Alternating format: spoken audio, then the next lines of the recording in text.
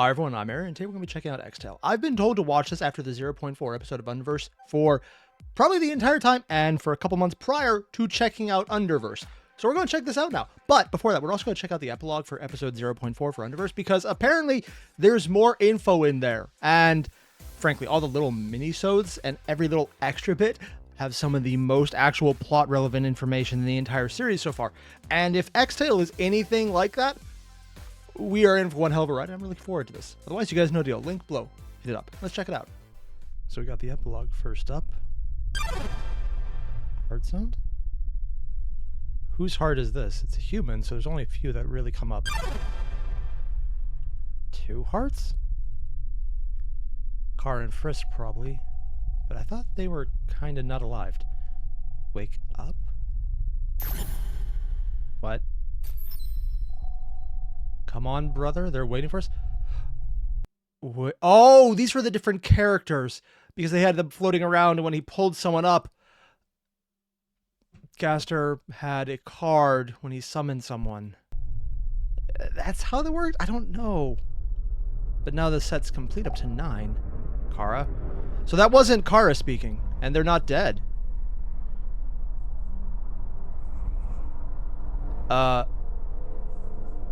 What? They're not kids anymore. So I have absolutely no idea what's going on there, but apparently Kara isn't a little kid anymore, so that happened. There's implications there, and I have no idea. Also, that would be Frisk with the identical cut across their eye as well, which I don't understand because that's a little weird. Probably something will have to come up later. Moving on, we have new friend from Xtale 0, also marked as Timeline 0. I checked the thumbnails, they all have different timelines on them. There's going to be some weird fuckery in this one, isn't there? You know what? No, I've seen enough of what's going on in the previous story. I know there's going to be some fuckery in here. Ooh, boy.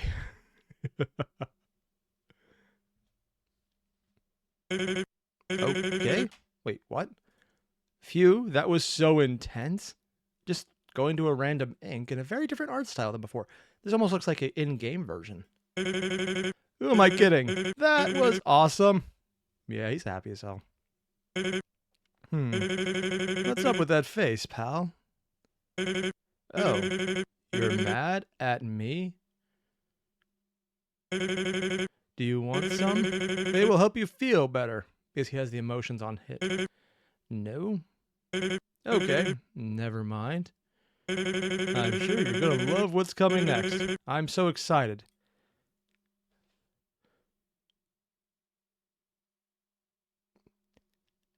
Did this canonically come for the viewer right after episode 0.4? Because the comments about being mad at Ink make sense to me because of where I stopped watching UNDERVERSE at and moved to here instead. But it almost seems like this is exactly where you're supposed to. But a lot of people said, no, watch Xtale first. You'll get all the references. They said, nah, you can watch it later. It's fine. But this feels like because of that reference, this is the time where Ink saying, you're mad at me, only makes sense if you have a reason to already be mad at him. Because I don't think his canon self outside of UNDERVERSE really would make sense to already have a pre-existing grudge against him. Because while he is soulless, he's not an antagonist in some versions that I've seen. Again, I don't have any comprehensive knowledge of them, but it makes more sense in UNDERVERSE. So, yeah, apparently this is probably why everyone recommended to watch it exactly after 0.4, because this is exactly where you're supposed to watch it based on the initial creator's vision, Jail. Also, I've been told that's a chick, so, oops, my mistake. The picture is kind of hard to see because it's super chibi. Also, I've never met them, and that'd be weird if I had. That'd be a little stalkery. A long time since I saw a new story in the whole multiverse like this one. My special event. I mean, our special event. The X event. So this is set in the previous episode. Secret episode in the story of these universes' existence. What's he looking at? Staring off to the side. You know? I thought it was okay. making that truce with error. Okay. Everything was so quiet because most of you quit. This is useless. I don't want to know about it anymore. Everything I do is trash.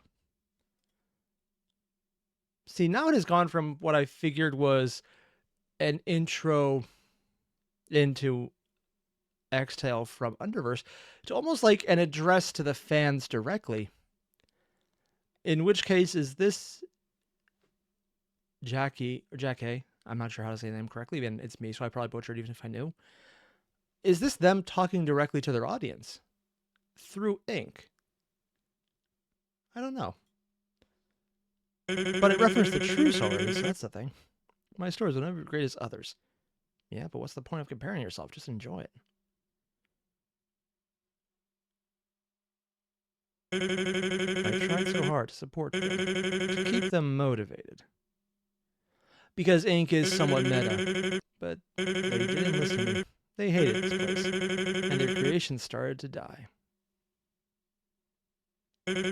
I wasn't being useful in this place anymore. Why am I even here if I can't help? Breakdown? I don't want to be forgotten too. Although that would never happen anyway. Because I met someone exceptional. I don't even. Just that little reminder, he is a Sans. A Comic Sans, you could say. It does feel like he's addressing us directly. But it could also be that he's addressing Gaster. But also it could be addressing whoever was viewing the previous episode of Underverse. I honestly don't know. And the thing is, I can say each one of them has its own explanation. If anything, the weakest one is addressing Gaster, because he's referencing them there. A new friend.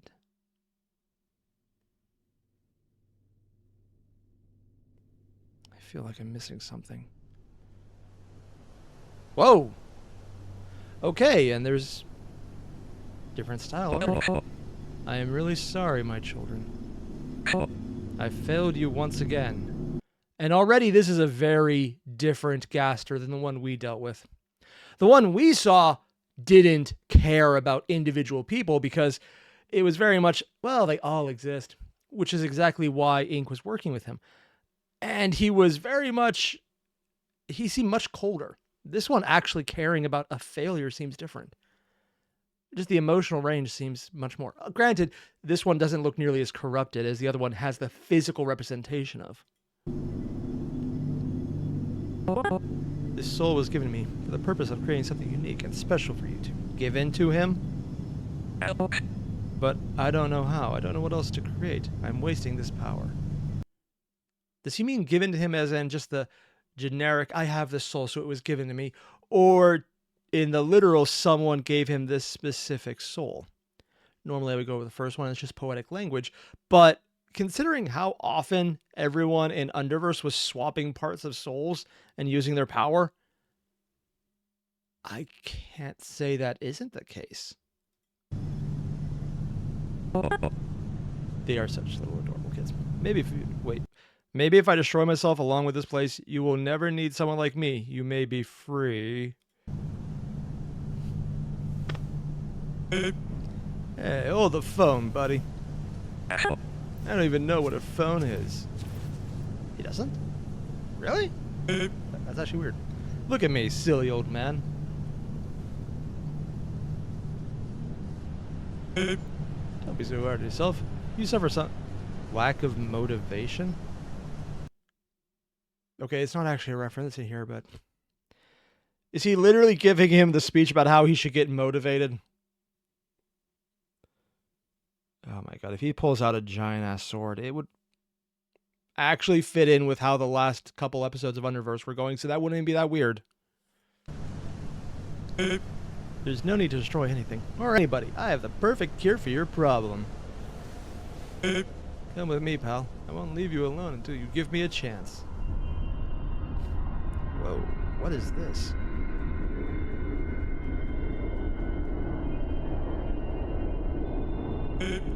Welcome to the Doodle Sphere. There are thousands of alternate variations of us here. Worlds with simple and complex stories.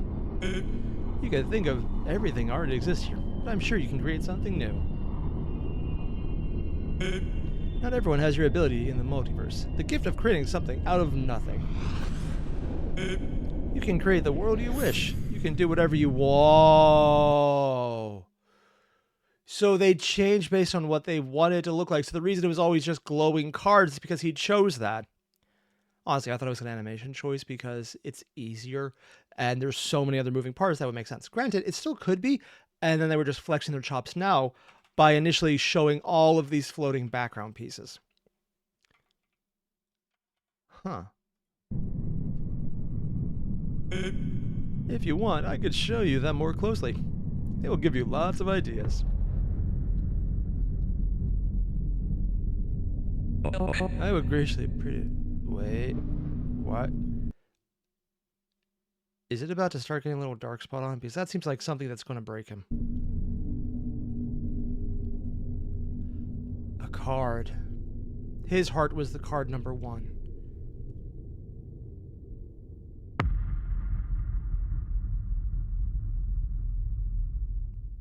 How does that work? Next up, we have the official episode 1, ASRIEL. So I'm assuming he becomes the next card and or gets contained and or stolen. I don't know. The exact mechanics are beyond me at the moment. Entry 0, timeline 1. This is our home. I will do the best for them. Is this the one they were already in? Or the one they went to?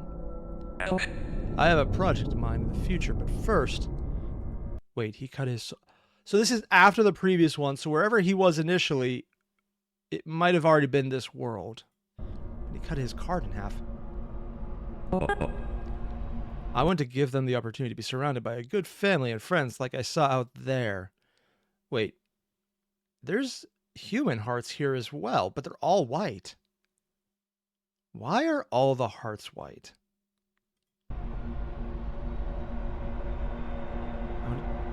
So he's actually making everyone? What?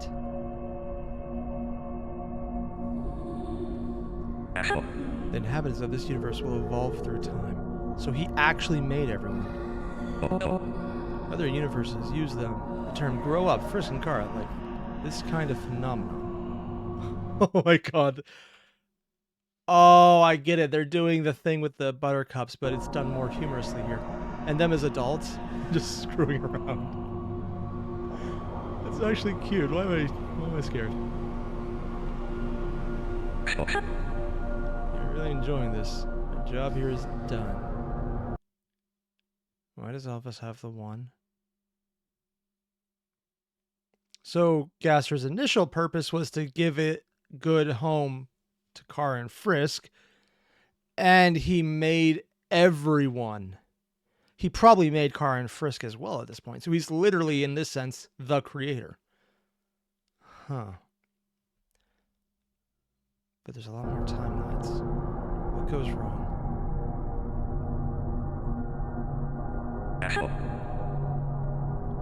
Entry number 1, timeline number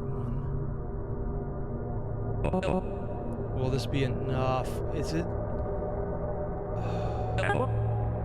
could be more perfect if everyone... If I use everyone...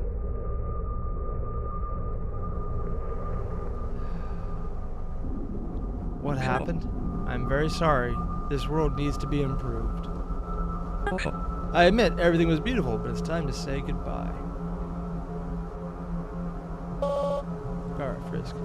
My dear brothers, please don't be sad. We'll see each other again. We can play and laugh together just like we did in our childhood. You two will be 100 times happier than this. It's a promise, okay? Oh. Did I miss that, or did that actually just glitch a bit? Wait, going a few more frames. Would have sworn. Yeah, it was there. It's actually glitching. It's a much smaller one, but you can see it's actually breaking down a bit. So the initial problem is, even though Gaster started with an initial good premise, he wasn't satisfied because he wanted to do better because he's acting like a perfectionist. And he's going to fuck it up, isn't he? Because perfection doesn't actually exist. It's a state to aim for, not a state to reach. Because if you did reach it, then nothing would be better, and it could only get worse. And Kara does not like this piece. He's literally just erasing everyone. Stay determined for our freedom. The Lockets stay behind, and they're kids again. Frisk is just going with it, but Kara seems to have more of an issue. And even the locket is empty.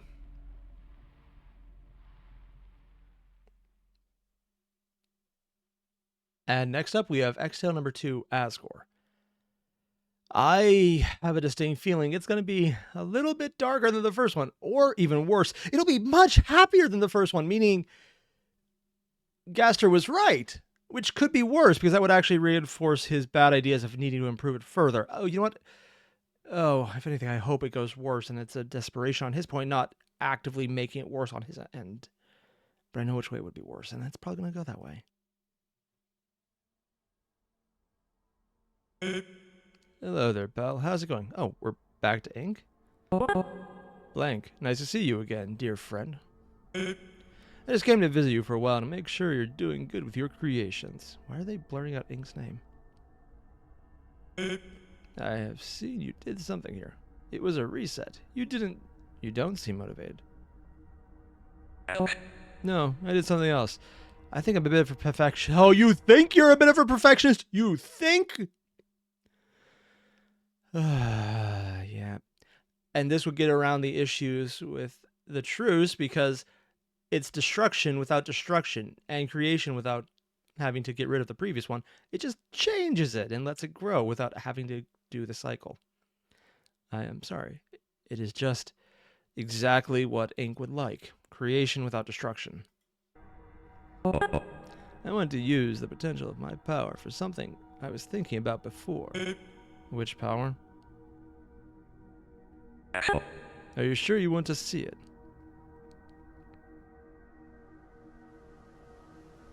Overwrite. Overwrite. The power to completely change anything. The reality itself of an alternate universe. That's how it will work with my future experiment. This is just a game I want to explore. This part we saw already in Underverse, so either this was picked up from there, or was this initially animated there and brought into this episode? I don't know. I don't know which came first. It feels... everything. I don't know. That's okay. And they're playing in a field of buttercups because that's the only color of flowers they have other than the purple ones. I won't break the truce you made with that person. I want to find the best for them. Please. I need you to understand. And that's why in the previous version, we saw that Kara still looks sad when he was getting the memory about Gaster, because this is after the first universe was erased and whatever their zero universe was fell apart, because technically that would be the second one. I think the big question I got to ask is that zero universe. Did Gaster break it, or did it go bad on its own? Because that is technically the first universe, and they're just not counting it. But they have the card for the one. I've always dreamed of creating something like this, and thanks to you, I got the perseverance I need too. Or I need. I am sure both of us will have fun with it. We can play anytime, anywhere. It will be the best thing you have ever seen.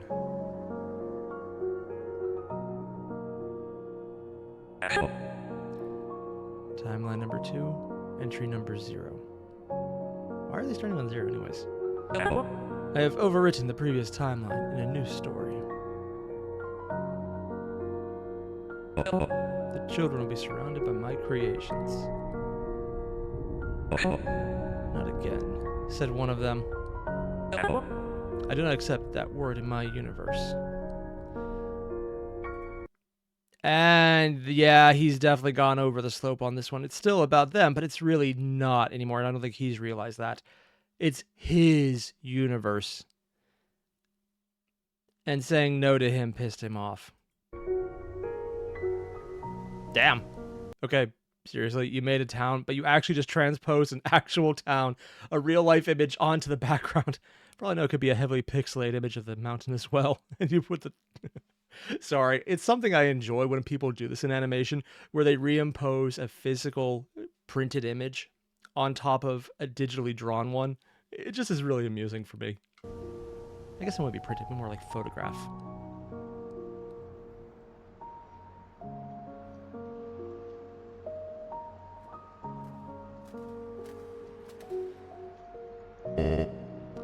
This is the perfect day to play outside with your brothers. Why the long face, dear son? Doing it again. Could remember something that happened a long time ago. Something from the past. Sadly, you're right, little one. I don't have any idea what you're talking about. But if something really bad happened before, you shouldn't be upset because of it. Learn from the past, and don't let it happen again. Did he actually just say what I think he said? Don't let them make you a prisoner.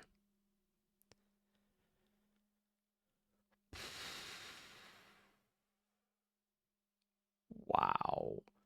I mean, in general, good advice. Do not let the past control you. Don't make it a prisoner. Don't let it happen again if you can't learn from it.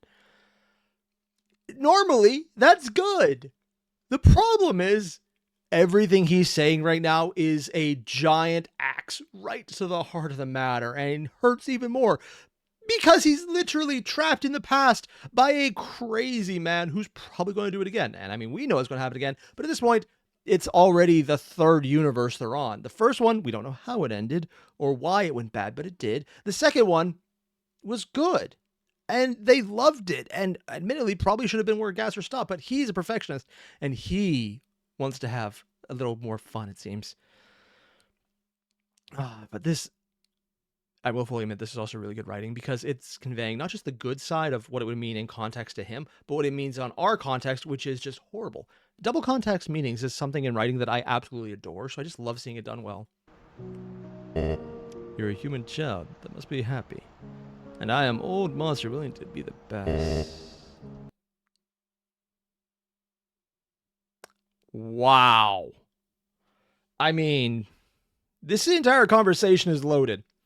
A human child that must be happy. Because Gaster won't hear the word no, so he literally made a world where they will be happy. Or else. And talking about how he's the old monster, but no, at this point he's much younger because he was just made. And that human child isn't even a child because they have the previous life experience of living an entire life. So just this entire conversation is just going to be him saying one thing, but then the meaning being completely wrong with outside context. Best one. So what do you say? Can we help you create some good memories for the future?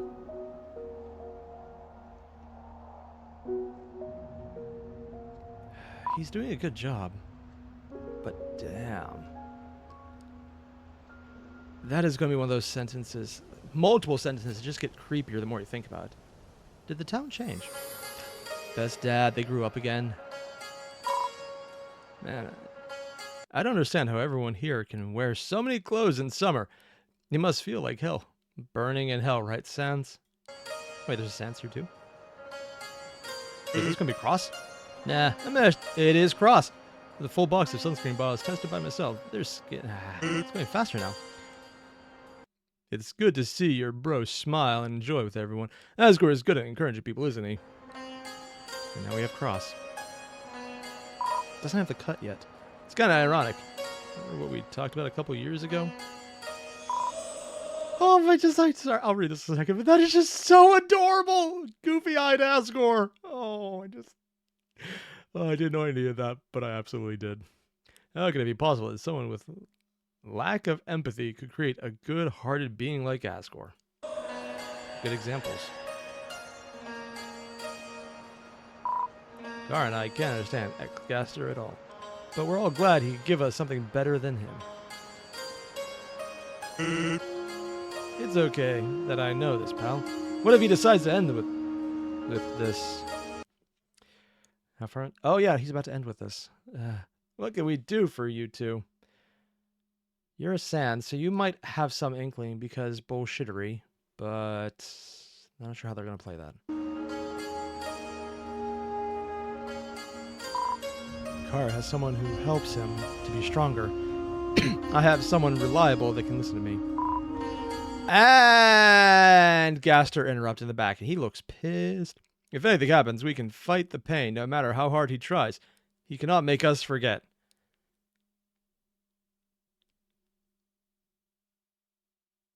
Oh. That's what happened. No matter how hard he tries, he cannot make us forget. So I'm going to assume when we get to the end, at one point he decided the best way to make the world perfect would be to make them forget. Because they won't be angry or have any reason not to be happy if this is the first time they've gone through it. And that's probably what broke him if he wasn't breaking already, and this just made it worse. Doing something he can't do. But he probably succeeded partially because Kara was having memory issues in Underverse. They had flashes, but it seemed like they were remembered either in spite of themselves or that it was coming back and they didn't want it to. How much they actually actively remembered, I don't know. Oh. Also, the music is relaxing but kind of creepy. My brother and I are not his creations after all. Wait, they're not?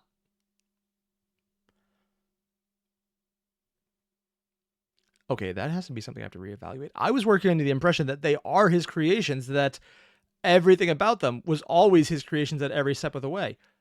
What the hell happened in that Zero timeline? Because they existed already. Everyone else was a creation. I am missing information here. And I'm not even sure that information exists on the Zero timeline. But if they're not his creations, what happened? It's definitely not regular Undertale. Entry number 1, timeline number 2. Too much happiness. At this point, I will not be able to create the best story in the entire multiverse. Maybe death can make this more interesting.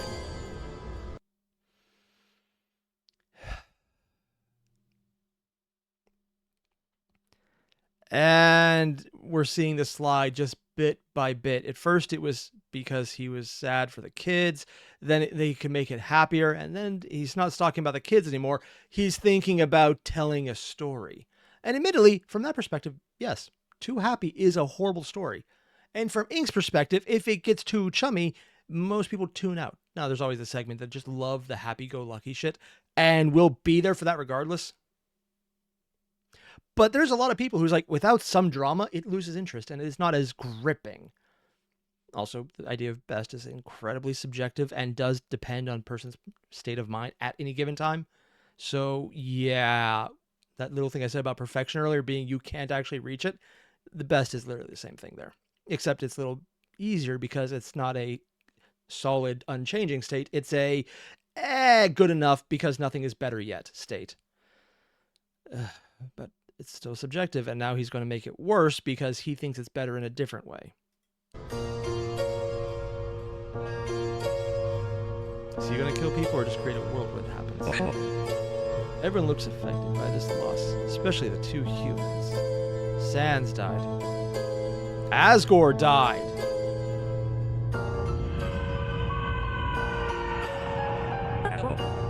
Their reactions are worth observing. This atmosphere makes me feel what Ink described as excitement. Why is he blinking out Ink's name? And she's aware, she's standing by the side, and he has the blood on his hands. It's the most color we've seen that's not purple or white, or yellow. She's aware. But she's also his creation, so she'll just go along with it.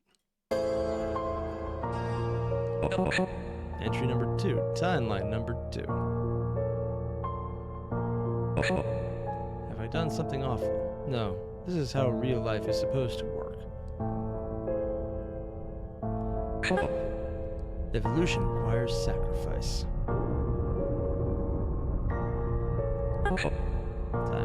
Entry number 3, timeline number 2. There is nothing left. It is time to overwrite this story again. What does he mean there's nothing left? Did Gaster just go on a killing spree, or did he prompt Kara to do that? Enough. Do you think this is funny? What else do you want from them? Amusement. I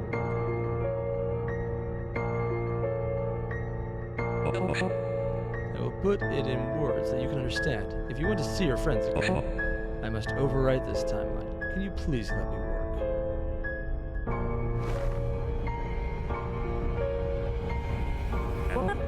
Good. And that's the previous image we have him remembering earlier in Underverse.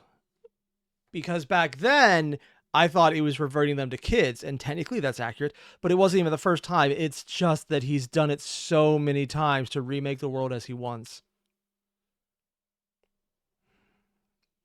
But he's getting more and more warped himself with everyone, and we can see it because he's on screen very little, so we just see that pain building.